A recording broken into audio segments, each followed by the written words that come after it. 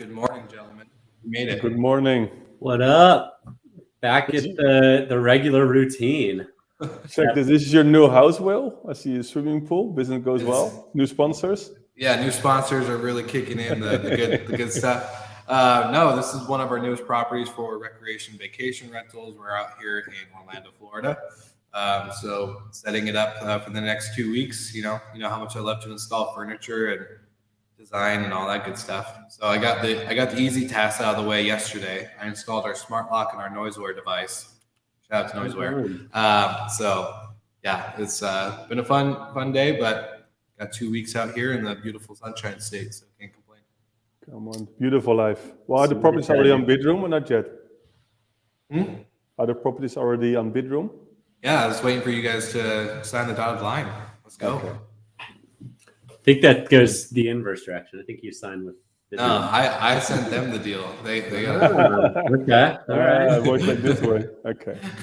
Well, I'll put you on the waiting list, but I hope you can be there in 2 years then. Yeah, that sounds about right. What's new with you guys? I was at LiveRes last week, the partner conference in Boise. Now we're actually having to be remote again. What's new? Yeah, I was going to ask how was the conference? What are the takeaways?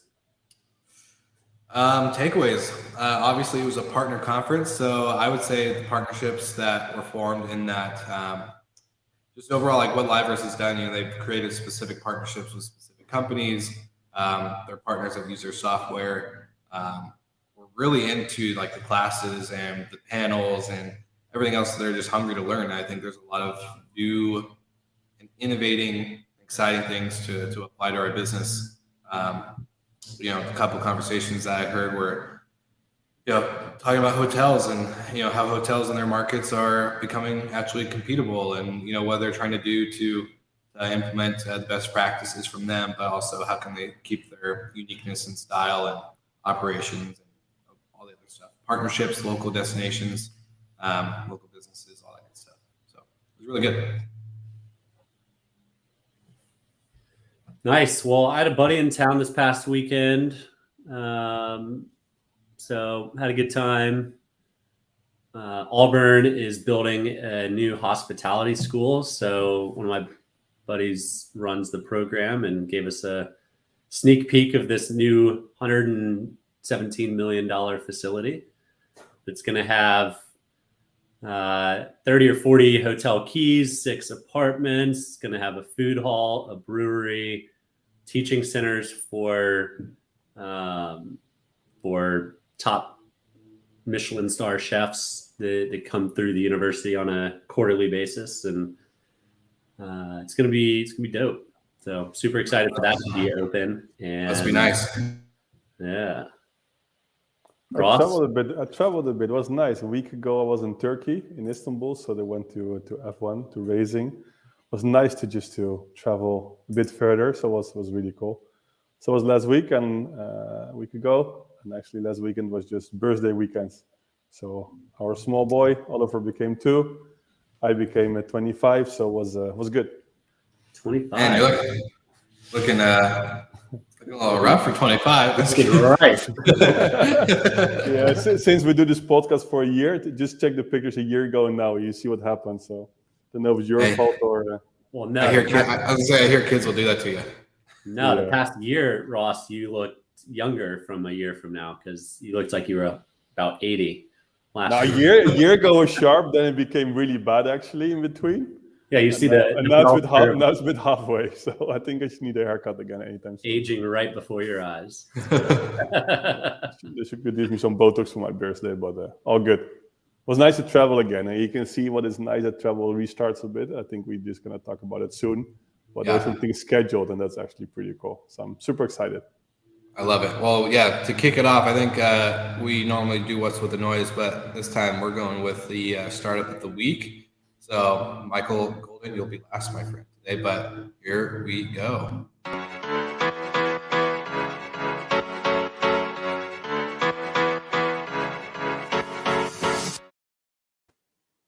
Oh, well, it's cool to be first now. Well, this one is Trip Actions, startup of the week.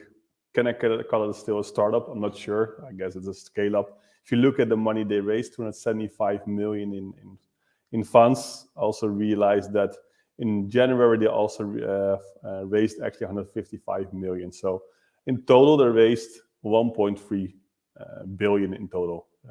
So yeah, enormous amount. So if it's still a startup, maybe the way they think things could be, but amazingly what they have done so far. I think the valuation now is actually above 7 billion. So what they actually do there, and travel management, business travel management startup or platform. So they have big customers like Heineken and more.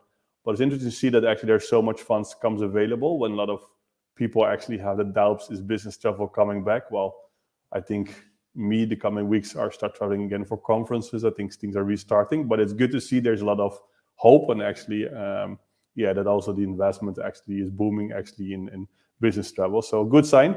So congrats TripActions for this massive fundraise. And the question was, what is the next step? Is it IPO?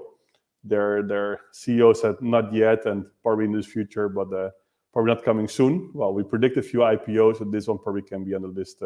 I will say maybe next year after. Michael, floor is yours.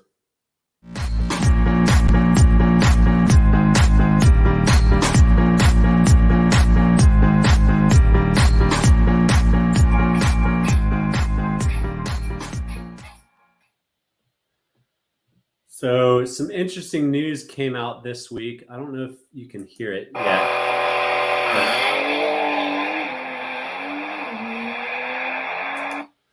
Yeah, that's right. Porsche has gotten into hotels.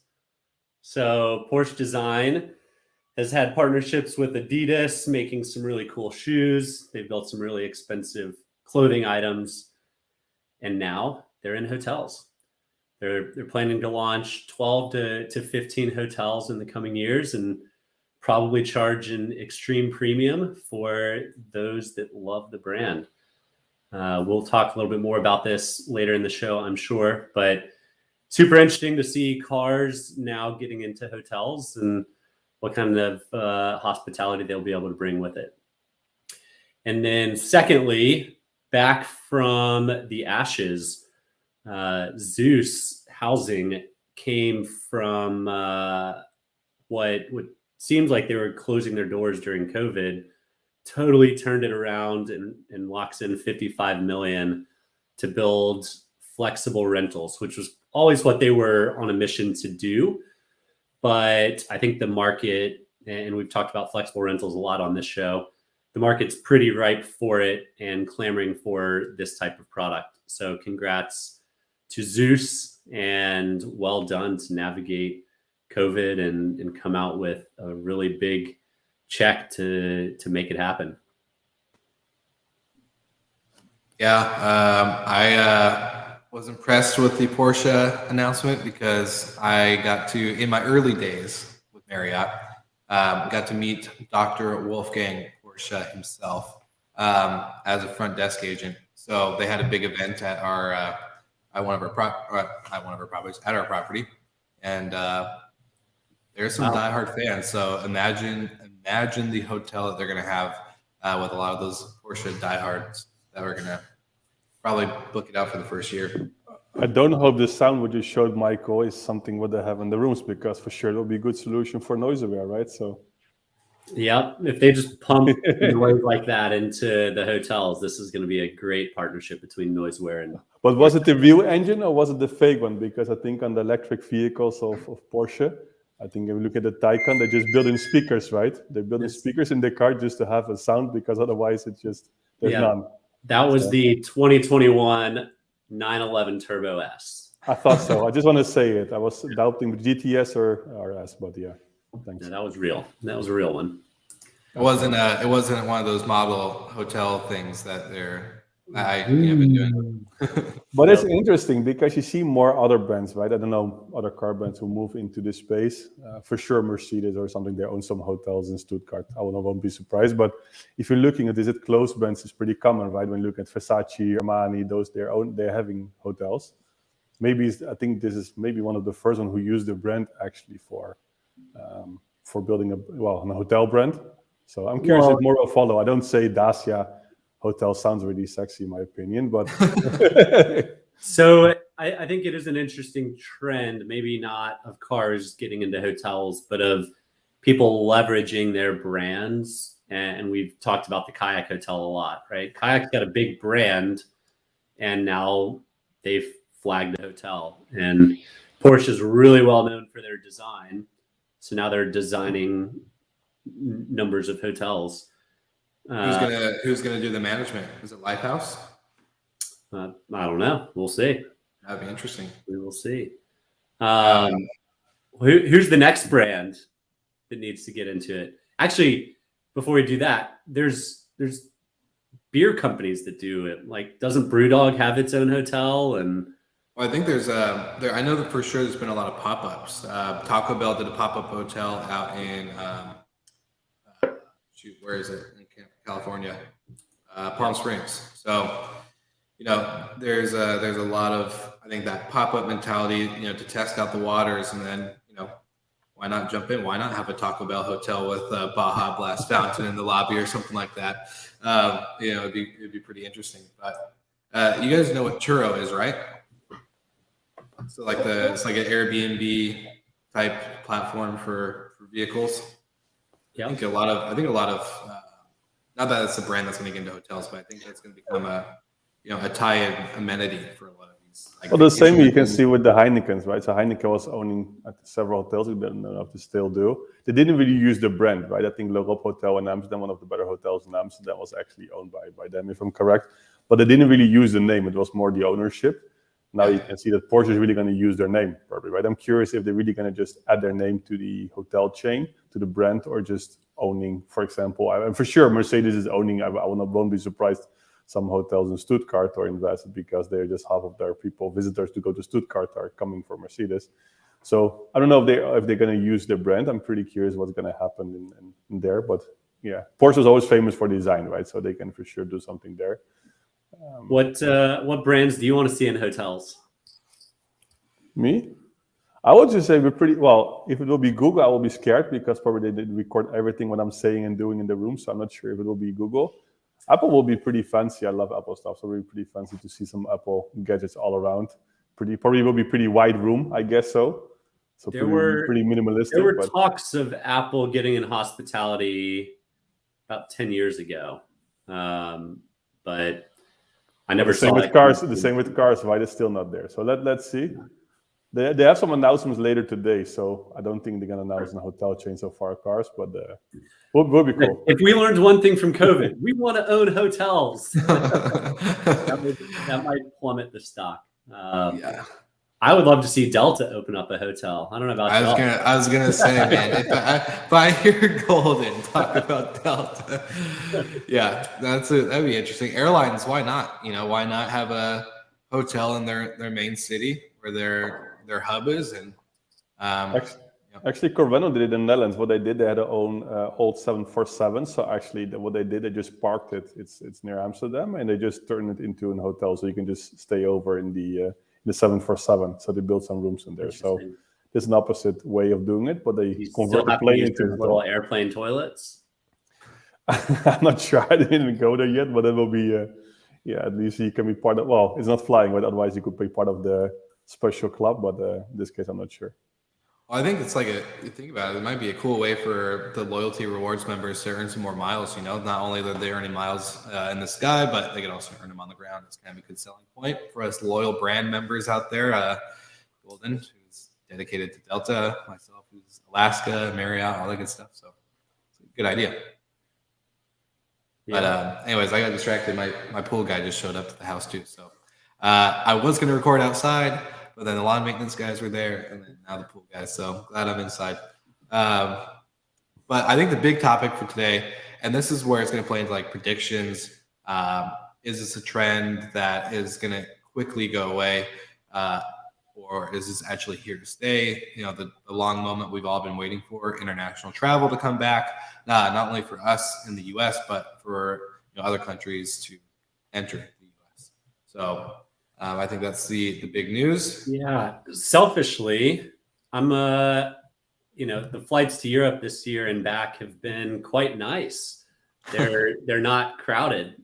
They're empty and getting whole rows flying out and flying back. But as a shareholder in Delta, it's probably in my best interest that the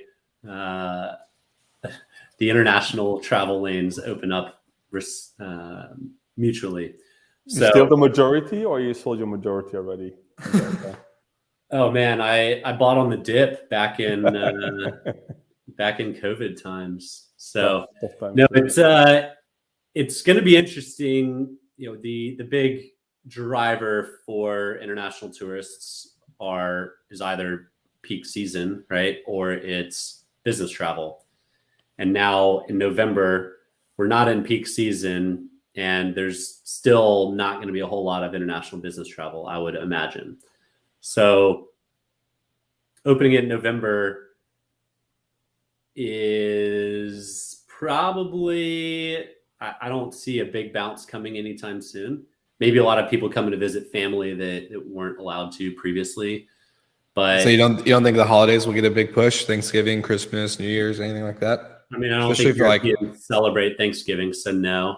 Well, I was gonna say there's probably a lot of people that have friends and family out here that do. So you never know. Well, maybe those Focusrite was lobbying to get these things open, right? Because 1 week later is Focusrite. So yeah. Glenn Fogel made some calls to Biden to make sure it was open in time for Focusrite. I won't be surprised. Yeah, no, but it's good to see, because you see, before I didn't travel. I just took a flight. I did it for 1.5 years. Last week I flew to Istanbul. Wednesday I fly to the Netherlands. In 2 weeks to London. Then it is in 4 weeks to WTM. It is near Miami. So pretty cool that things actually restarting, can fly again. I really missed it. So I'm super excited. Let's hope that things stays under control, right? You see some signs in some countries it goes up again, but let's hope it will be under control so we can continue traveling. For sure. Do you guys think that's what I guess my question was going to be? Was do you think that it's going to stay open, especially because I think we all know last year when flu season hit, guess what happened? Everyone went back into lockdown. So I'm kind of curious. I like to think there's a level of global fatigue on COVID, and that there's a vaccine out. There's pills that people can take to reduce the ability to go or the need to go into hospital by 50%. So when there's therapeutics and preventatives, at some point you just have to carry on with life, like quarantining again, or socially distancing even. Like we're to the point we've got to move forward. And we just had a big in-person conference in Texas, maybe 2,000 people. Masks were required, but didn't seem like they were enforced. And I mean, I read about one guy getting COVID, but had no symptoms. So there's also, drink your water, take vitamin C, take your, be healthy, try to. I mean, take care of yourself, right? Yeah, and exactly. I think that's maybe what's missing in the world today, is just take care of yourself. Let other people take care of themselves. Anyway, we digress. So I do think November is a bad time. You're right though, Will, that in the past year, COVID got a lot worse during the winter time. But the difference this year is we have measures in place to mitigate it. So we've already seen in the US the Delta variant, to mention Delta for the third time, is decreased quite a bit in the US. It seems to be on like a 2-month cycle to burn out, and maybe it goes somewhere else next and hurts their travel for a while. But it's good news that we're finally open to internationals. I just don't know if it's going to move the needle enough for it to make a difference this year.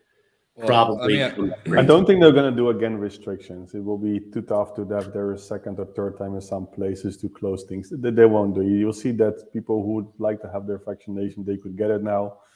I think, and you might have a new shot probably maybe soon, but I don't think they will close things now. You can see things everything is open. They can't go back again. This won't happen. So I think that people take the responsibility where they can. I think when we're keeping it under currently would be. But yeah, if you see how things are moving first, like for example, Netherlands, everything was closed. There was no parties allowed. Now there starts as okay, now you can have a party. Those clubs are so massively packed, you can't even move. So yeah, that's my concern, because people miss it for such a long time. If they're doing it extra, it's more packed than ever before. So let's hope still people take their responsibilities and stuff. And I think Ross, it's nice. can I ask you? Yeah, I was going to say, can I ask you, what's the, I guess for being a person that would travel to the U.S. internationally, what's the thought processes? Are people scared to come to the U.S. because of how open things have been, or do you think it's going to be? No, I don't think so. I don't think so. You will see that of course, you have to prepare. You have to fill in forms. I don't know what I have to do. I still have to check what I have to do to come to the US. Yeah. But I don't think so. What we'll actually see, we're in 2 weeks, is a WTM, which is one of the biggest, hotel conferences for sure in Europe. And some employees are actually scared to. We asked them, "Do you want to go there?" And some said, "Well, I prefer not." So you can see actually people are scared. Indeed, some people are scared to travel. Mm-hmm. But there also has a group of people who say, okay, we just have to continue. We just have to move on, right? And so there you can see there's still the group of people who are concerned and scared. You have got the group of people who just do everything as like, I don't care. I'm a bit in between. I have to move on, but just still do what I can do just to protect myself or others. So yeah, I think to play devil's advocate to my point earlier, the cities in the US that have been hurt most by COVID were hurt most because international travel wasn't happening. So Miami, New York, LA, places that are big gateway cities for international tourism, even Hawaii, for them to be open now means that much more occupancy in Miami and New York and LA. So if the Europeans that are more progressive than Ross even are clamoring to get out, and there's a pretty decent subset of people that are used to traveling and haven't been able to for 18, 24 months. They're coming. I just don't know what kind of volume that is, and Ross can probably share maybe a little bit better. Well, I have to be honest that I checked more often the weather forecast for Miami so far than the numbers of cases, right? So you can see you were just checking this for a while, like what is happening, where it goes up and down. And I think, I want to move on, right? So I just check more the weather forecast, even though because in here was snowing a few days ago already. So maybe that's the reason I'm checking this more often. But yeah. I remember in June or July of last year when COVID was waning, and the topic of conversation, the icebreaker for a new meeting, shifted from COVID to the weather, and we got through like 10 minutes of small talk before COVID even came up, and that was like a miracle, a marquee moment in my mind of we're losing this desire, willingness to speak about COVID, which is what ultimately needs to happen, right? It's still out there. It's still going, but we also have to learn to live with it. Mm-hmm. Yeah. That's why I learned it. Well, what is super excited, Michael, that we, and probably will as well, that we're going to meet each other in person. That will be super fun. So that will be in 4 weeks from now. I think exactly 4 weeks from now, we're going to be on Focusrite. So that will be cool. I never saw you. Maybe I'll just see you for the first time. Like, shit. Or we're just going to run to each other in slow motion. But it will be fun. We should do recording there, but it will be, that will be fun. We never met in person. So that's actually really cool. Yeah. Well, I just met for a year. So how can you become knowing each other in a virtual world, right? Maybe you don't even exist. Maybe you're just you're AI, right? Maybe I hate you. Maybe you're an avatar. No, but it's cool. That's what I found out when I met Golden in person. We didn't have that running in slow-mo moment together, and then found out he actually just hated me. So he didn't want to talk to me at all. He was just like, no, he texted me afterwards. He was really disappointed. Yeah. So he's like, I keep it professional because of the podcast, because he got paid so well. Yeah. He said, he texted me, but he said that's the only reason. And he said, I'm happy that, of course, Delta's sponsoring the show and Will's paying well. So he said, that's why I'm just doing this professionally. But he said, Free flights. I don't want any contact with Will after the show. So, but I'm really happy taking this professional, guys. Really good. Yeah. It's just the high six figure. I have a feeling it's not going to be that for the Michaels, but No. We will just BFFs and just a lot of selfies to Will. It's like this is real friendship and stuff, and we just. I'm heartbroken over here. Well, last week Golden got to do the whose brand is it anyway. So Ross, I'm going to give you a minute to find a hotel brand under one of the big flags. You don't have to do a picture or anything, but you're just going to call out the name, and we're going to guess who it is. No cheating, Mr. Golden. I see you looking at your monitor. I'm actually looking for a flight to book this, right? It reminds me I need to book it. So. Okay. Yeah. But no, I think it's. Okay, let's do it. It's gonna be good. All right. So hang on. Here we go. We gotta do the virtual. Hands up, Will. Yeah. Boom. Whose brand is it, anyways? Hands up. One hand's holding. Both hands. Yeah. The other hand's holding the microphone. So all right. Okay. Right. Atwell Sweets. Atwell. ATWELL Sweets.